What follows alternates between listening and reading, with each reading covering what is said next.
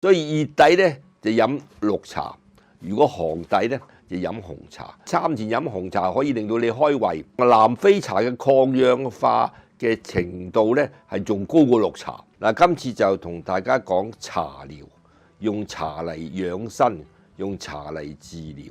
大家都知道咧，中國人就好中意飲茶嘅。飲茶嘅人應該相信多過飲咖啡啊。飲茶嘅傳統咧，用茶嚟治療，用茶嚟養生咧，從唐代已經開始㗎啦。咁啊，直至到係呢個宋朝咧，茶療有成10幾種方法，名稱更加普及。所以我哋講茶咧對養生嘅關係咧，值得研究一下。但係你明白茶點解可以能夠養生咧，就需要知道茶究竟個原料係咩嚟嘅。嗱，茶嘅元素咧有一種叫做化學品，叫做茶多酚。酚字點寫啊？就係嗰個辛有戌害嘅有字旁邊咧加個分開個分。嗱，呢個茶多酚咧主要裏邊咧，我哋英文叫做 polyphenol 啊。呢種茶多酚裏邊咧有個好重要嘅元素，其中之一佔咗60%至80%嘅叫兒茶素。兒子嘅兒，茶葉嘅茶。因素嘅素，兒茶素 catechin 咧就係嗰個分子結構啊，係碳元素佔咗15，呢個氫元素佔咗14，咁然後咧就嗰個氧原子咧，氧原子就佔咗6。呢種咁樣嘅兒茶素咧，佢有好強嘅抗氧化嘅功用。所以飲茶點解可以能夠健康呢？因為佢抗氧化，而且呢啲抗氧化嘅元素咧，可以能夠係清除我哋嘅自由基。好多啲自由基咧會侵襲我哋嗰個 DNA， 破壞我哋嘅 DNA， 令到我哋身體出問題。所以其實飲茶啲人咧可以抗癌嘅，因為問題就同我哋嘅 DNA 有關。咁所以我哋飲茶多咧就好，但係呢啲咁樣嘅茶多酚咧，唔同嘅茶葉所具有嘅茶多酚又唔同，所以你要知道咧，你飲茶嚟養生，必須知道究竟飲啲咩茶。嗱，茶咧根據嘅發酵程度咧，分為6種。未發酵茶咧，我哋叫做綠茶；係微發酵茶咧，叫做白茶；係呢個輕發酵茶叫黃茶；然後咧係叫做半發酵茶就叫做清茶，然後全發酵茶就叫做紅茶，後發酵茶就叫做黑茶。喂，咩茶係未發酵？咩茶係半發酵啊？呢啲係我哋講對茶葉嘅認識啊。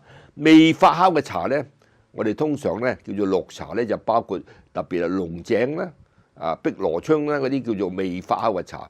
然後微發酵嘅茶，咩叫微發酵嘅茶咧？我哋叫做白茶。最普遍嗰種咧，大家成日喺茶樓都飲嘅，一盅兩件嘅時候叫做壽眉，壽眉係叫做老人茶，呢個叫白茶。咁然後咧就係輕發酵嘅茶咧，叫做黃茶。最典型嘅黃茶就叫做君山銀針，嗰啲叫黃茶。咁然後半發酵，最普及㗎啦，最多人飲嘅，潮州人飲嘅叫鐵觀音，鐵觀音、大紅袍、烏龍。呢啲全部都叫做半發酵茶，咁然後跟住全發酵茶咧叫做紅茶，黑茶咧就最普及嗰種咧，大家都知叫做普洱同埋六安，呢啲叫做黑茶。所以你變咗咧有6種唔同嘅茶，你跟住就問咁究竟我應該飲咩茶啊？飲咩茶咧分幾類，首先你視乎你嘅體質，你寒底飲嘅茶同熱底飲嘅茶又唔同，就譬如話你究竟係氣虛茶。同埋有叫做陰虛，有陽虛，咁所以我哋飲茶之中咧，除咗茶葉之外，我哋仲加埋啲中藥，我哋叫做藥茶，譬如話你話氣虛、肺虛、脾虛，咁你可以飲一啲咧叫做咩紅棗杞子茶，呢個治醫氣虛嘅。如果你話陽虛咧，陽虛飲咩？有咩黑糖薑茶，呢個叫陽虛。如果你陰虛咧，陰虛嘅話咧，就問題就飲嘅茶又唔同啊！我哋叫做咩西洋參嘅枸杞茶，呢個叫做陰虛。所以唔同嘅體質有唔同嘅茶，有唔同嘅藥茶。咁但係普遍我哋講，普通都係鐵觀音啊、烏龍啊，你飲邊種茶？咁最緊要講好簡單，分2類。就究竟你係寒底淨係熱底。嗱，當然你係寒底熱底，你俾中醫把脈就清楚，你自己唔知好簡單。如果你係面青唇白嘅，手腳冰凍嘅，一睇就知就係應該係寒底。如果你問題係成個面紅紅嘅啊，有呢個係容易便秘嘅啊，個人好性急嘅，嗰啲我哋就叫做熱底啊。你見都知道自己咧好容易發脾氣嗰啲熱底，所以熱底咧就飲綠茶，如果寒底咧就飲紅茶。所以你喺嗰度分到你嗰個飲茶之中咧，究竟係兩大類啊？究竟係熱底定寒底？咁仲有一種咧話，我又不寒不熱，我又唔係寒底，唔係熱底。咁我哋咪中庸之道嘅茶就講飲嗰種叫半發酵茶。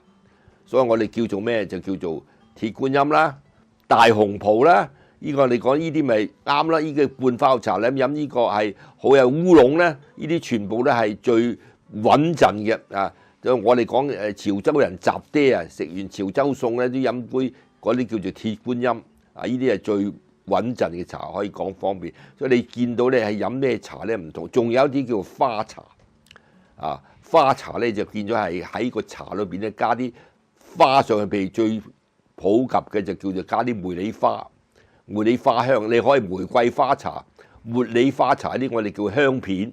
我哋飲啊，咁啊通常你個茶底通常係綠茶，加啲茉莉花上去，所以苦苦地嘅，有啲香味。咁所以有唔同嘅花茶。咁啊要紅茶方面咧，其實好穩陣嘅。嗱，紅茶咧係屬於個咩？屬於我哋講咧好唔同類。啊，你呢個紅茶咧，我哋中國人又有幾種五類嘅紅茶，有最出名嗰種茶叫英德茶。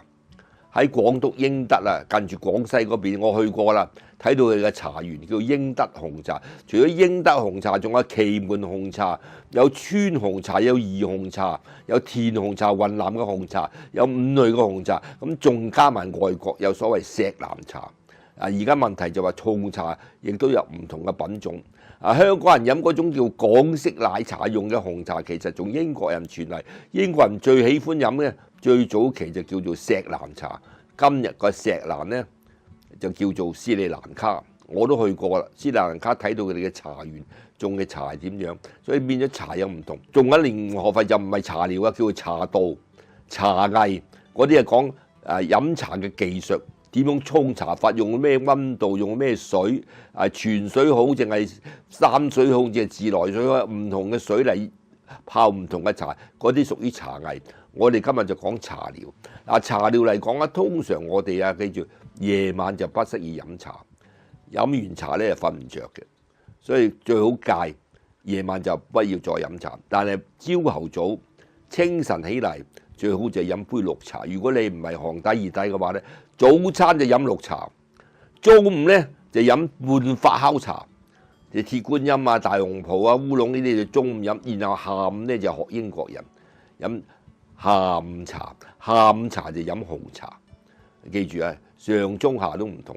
咁仲有一種咧，啲日本人學嘅，日本人推行佢哋。我而家喺香港光顧嗰啲比較日本餐館咧，佢哋都推出一種叫做咩？就餐前就飲紅茶，餐後就飲綠茶，即係佢哋特別講究呢樣嘢。點解會餐前飲紅茶？因為認為餐前飲紅茶可以令到你開胃，令到呢啲胃腸可以蠕動，可以能夠同埋你提神醒腦嘅時候咧，個人咧開始流口水想食嘢。所以餐前就飲紅茶，然後餐後咧飲綠茶就可以幫助你消化。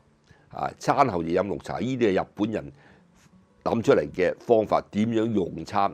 咁好啦，我哋講飲茶咧，除咗講呢啲咁樣嘅中國茶，不可不知，其實外國人咧都好中意咧，係所謂下午茶有個特色，就話而家你知道咧，呢個坊間有種叫做伯爵茶。伯爵茶我哋 Earl Grey 啊，就個伯爵發明就加咗啲叫咩？就叫做咧，而家好多人就將佢譯錯咗，佢個叫做Bergamot 咧就譯做係佛手柑，其實唔係佛手柑，係叫做香檸檬，係產自意大利嘅，係從嗰度出嚟。咁所以我哋呢種佛手柑咧變咗係對你嗰個啲香薰成日用嘅。我哋講佛手柑啊，可以對你嗰個油脂嘅分布嘅排放有幫助。對你嘅油脂會有健康嘅油脂嘅組成，我哋叫做飲呢個 Earl Grey。咁呢個下午茶咧，你不妨飲，學英國人下晝嘆翻碗紅茶。咁仲有除咗呢個咁講嗰啲叫 Earl Grey 伯爵茶之外咧，仲有一種茶係同我哋中國無關，但係其實我好極力推薦大家會飲嘅，好多人都冇留意到，就叫做南非茶。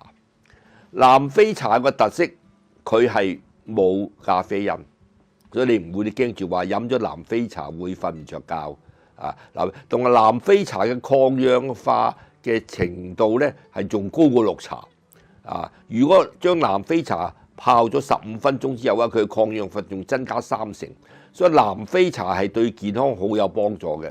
呢樣嘢就可以能夠不妨推廣下。咁你得閒咧，好多人冇諗到南非茶係產自南非一個山脈啊，裏邊咧就加咗啲南非嘅特別嘅嘢咧，可以能夠去好有幫助。因為南非茶個好處，所以飲茶咧好多學問，但係亦都不得不知飲茶都有一啲禁忌嘅，大家要對飲茶有個幫助。第一個禁忌必須要知道，就千祈唔好以茶代水。茶同水係唔同嘅，茶係利尿嘅，所以通常講你飲一杯茶咧，你就排出嘅水分咧就係杯半。所以你飲茶飲完一杯茶咧，要飲翻杯半嘅水，然後先可以燉翻。所以你話我哋需要嘅水分啊，茶唔係水。我哋一日需要嘅水分要8杯水，如果你飲一杯茶咧，你要加翻咧就3、4杯水，因為要飲12杯水啊，8加4，然後你先好飲茶。所以變咗飲水要好多，茶唔可以代水。第二，茶咧最好都係講話係飯後飲好過飯前飲啊，尤其普洱茶，普洱茶就對燒滯啊、醒酒啊呢啲冚唪唥都有幫助啊，呢個解酒用嘅。咁啊，亦都係唔好臨瞓前飲。